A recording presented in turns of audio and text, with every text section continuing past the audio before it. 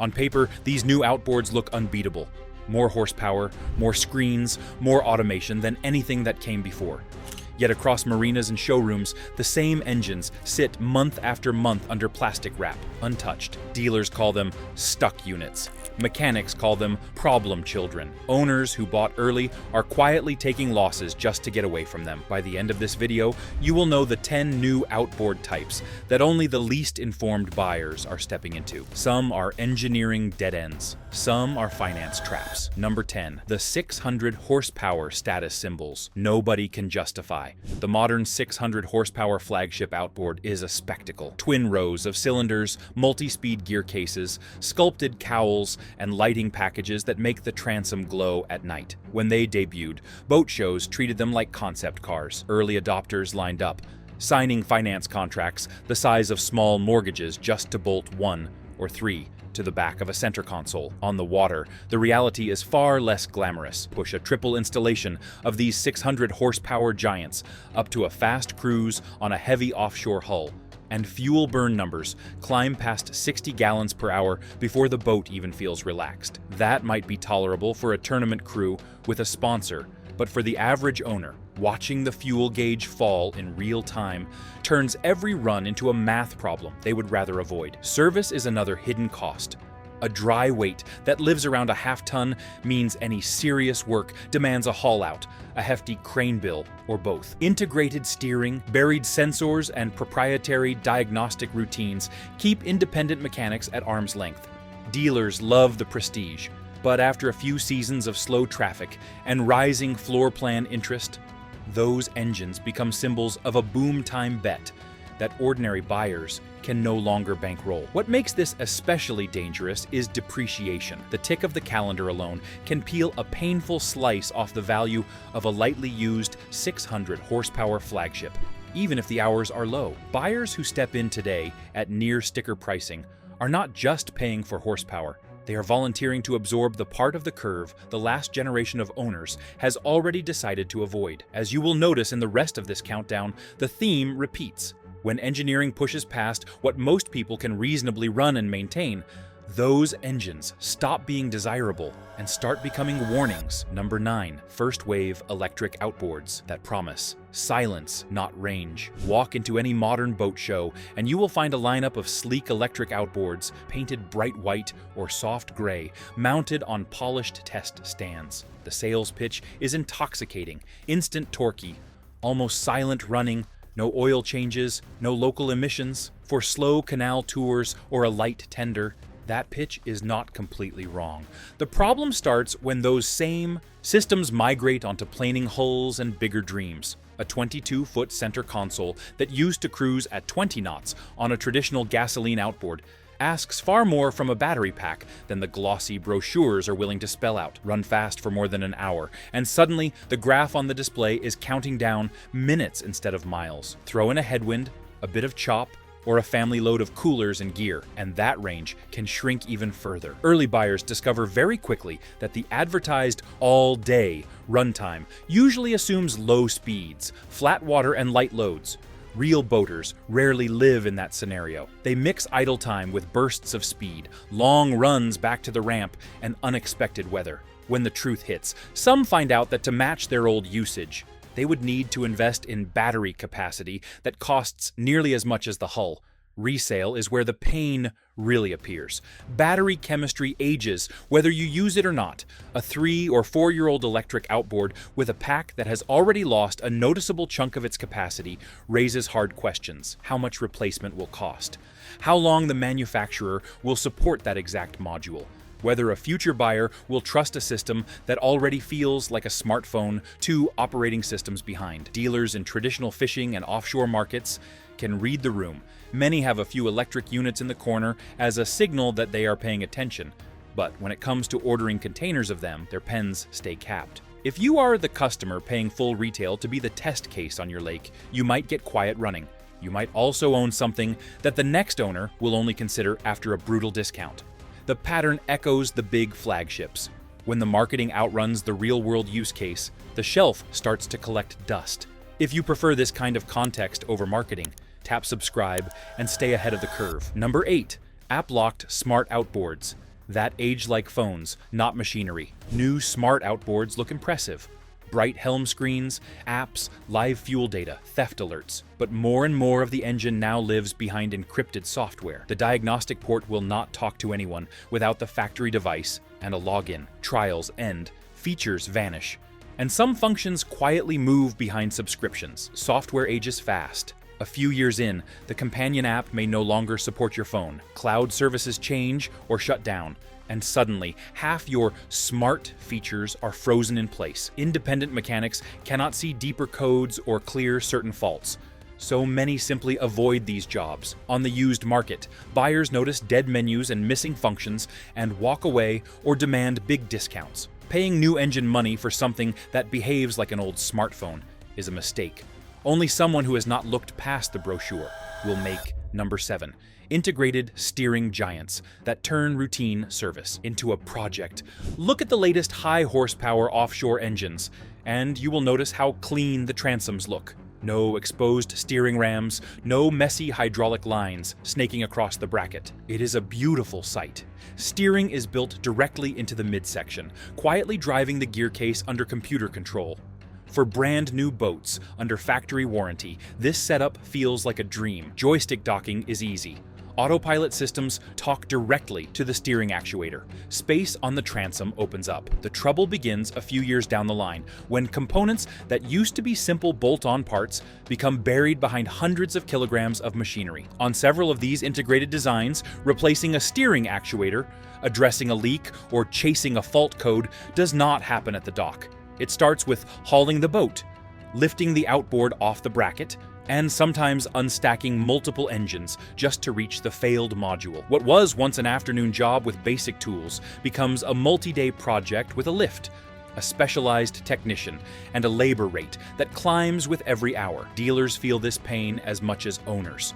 Shops without the right lifting gear or enough ceiling height simply cannot take on the work. That leaves a smaller circle of authorized centers handling the heavy jobs, and their schedules fill fast during peak season.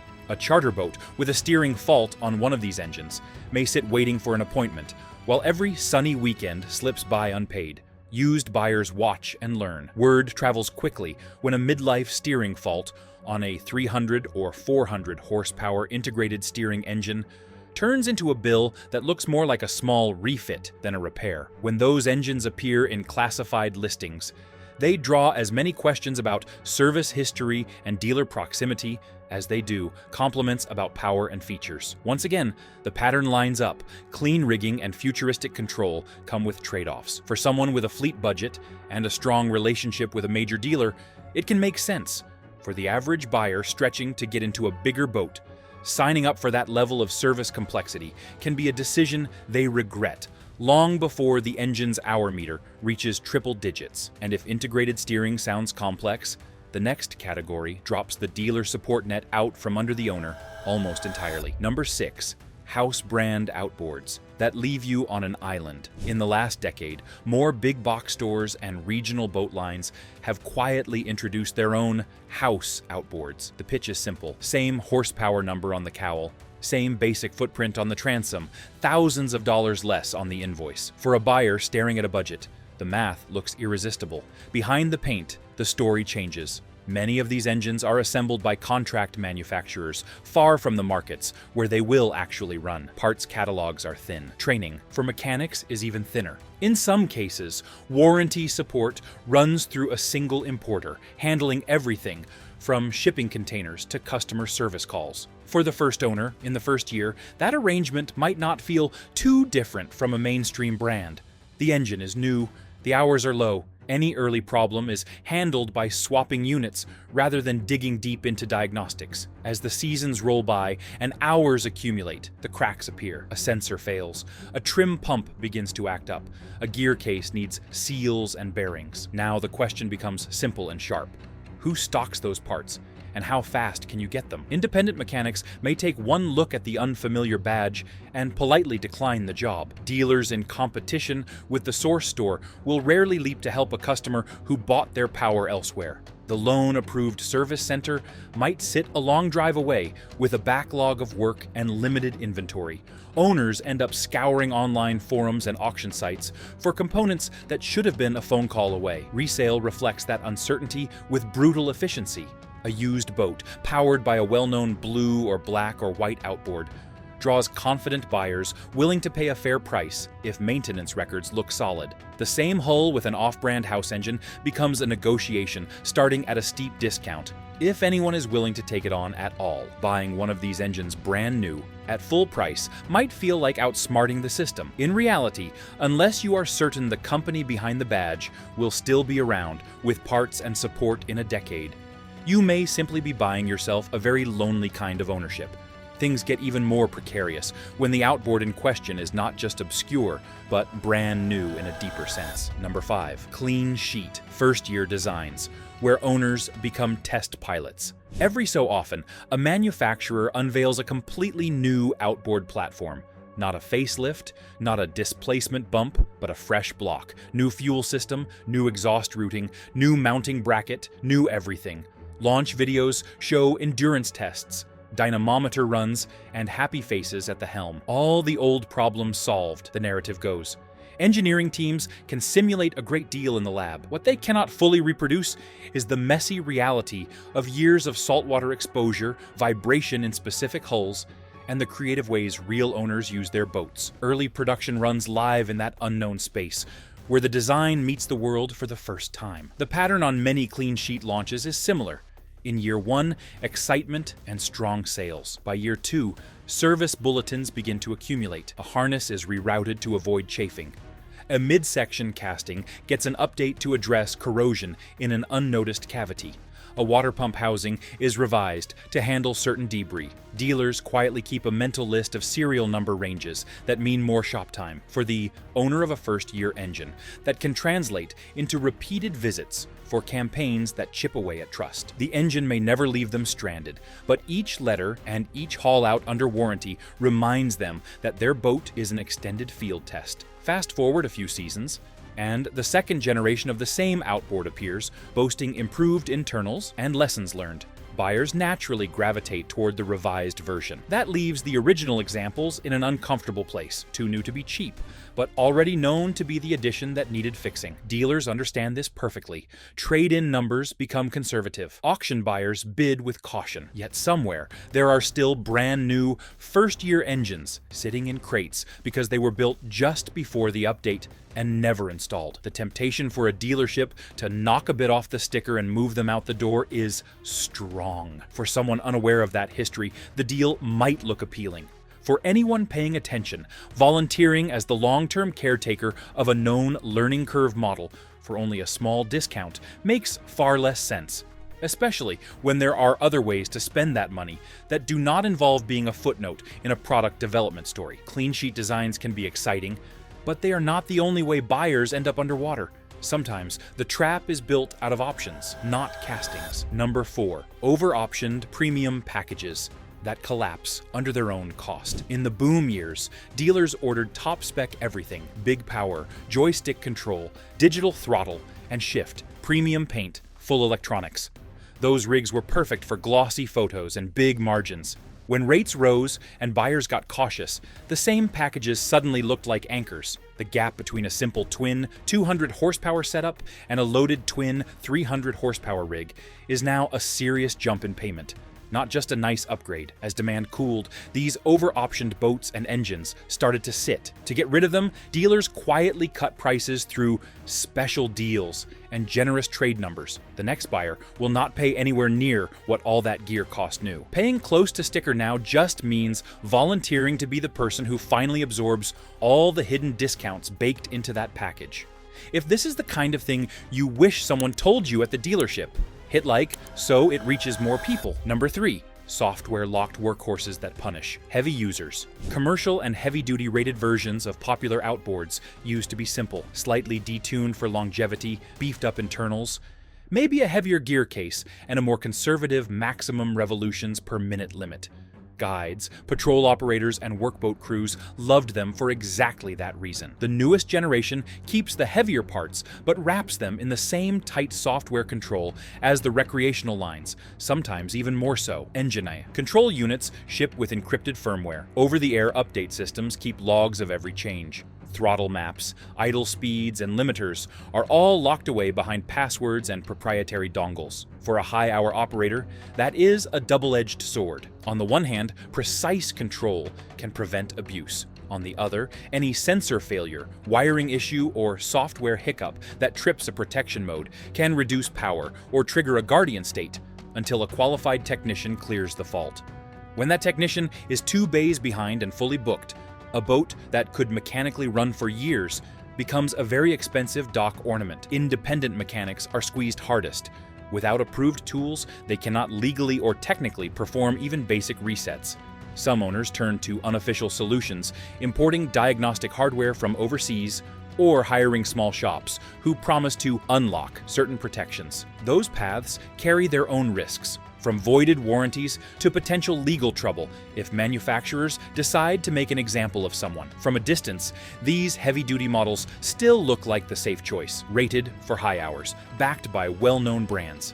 Up close, buyers who depend on uptime above all else are starting to realize that being handcuffed to a dealer's schedule can be as dangerous as running older, simpler hardware that anyone in town can fix. On the second-hand market, that tension shows up in cautious pricing. A fleet owner looking at a used workboat with tightly locked power may think twice before betting their season on an engine that could be taken off the field by a single code they cannot clear themselves. If you plan to run far, run often, and run hard, buying into that level of digital control with no backup plan might feel responsible. In practice, it can be the opposite. But none of these categories would sting as badly if not for the background story playing out in almost every dealer's yard. Number 2. Inventory from the boom years that the market has outgrown. During the height of the recent boating surge, engines were back-ordered, demand seemed endless, and money was cheap. Dealers responded the way dealers always do in a hot market. They ordered aggressively. Pallets of mid-range and high horsepower outboards rolled off trucks and straight into rigging bays. Sales teams wrote deals as fast as the finance office could process them. Then, gradually at first, and then all at once, the mood shifted. Fuel prices climbed. Interest rates on loans and floor plan lines rose. Other expenses in people's lives came due. The same payment that felt doable when the news was full of record sales began to feel like a risk. What did not change was the inventory pipeline. Engines ordered months before kept arriving. Some were bolted to hulls that suddenly had no buyer. Others stayed strapped to their pallets, technically new, technically current, and day by day more expensive to keep thanks to interest charges. Boater, 6 months on a floor plan. Every extra week an engine sits means more money out the door just to stand still. At a year, even generous factory incentives cannot hide the hit. Smaller dealerships with only a handful of locations feel this pressure most intensely. For them, a row of big outboards that nobody wants at the original price is not just a headache, it is an existential threat. To clear the books, many turn to deep discounts. The catch is that those discounts rarely show up in glossy ads. They appear in hushed conversations, managers' specials, and package deals where the true value is buried in the trade allowance or the boat price rather than the engine line. For a buyer who walks in unaware and pays close to list for one of those motors, the reality is painful. Somewhere else, someone just took delivery of an almost identical engine for thousands less. From the moment you leave the lot, your new outboard is competing in a marketplace that has already repriced it downward. That still would not earn a place on this list, if not for the way all these factors converge at the top. Number 1, engines that ask you to ignore the lessons of the last collapse. Taken one by one, each category in this countdown has its own logic. Big flagships that ordinary boaters cannot feed. Electric dreams that outpace battery reality. Smart systems that behave more like subscriptions than machinery. Clean sheet designs still shaking out their flaws.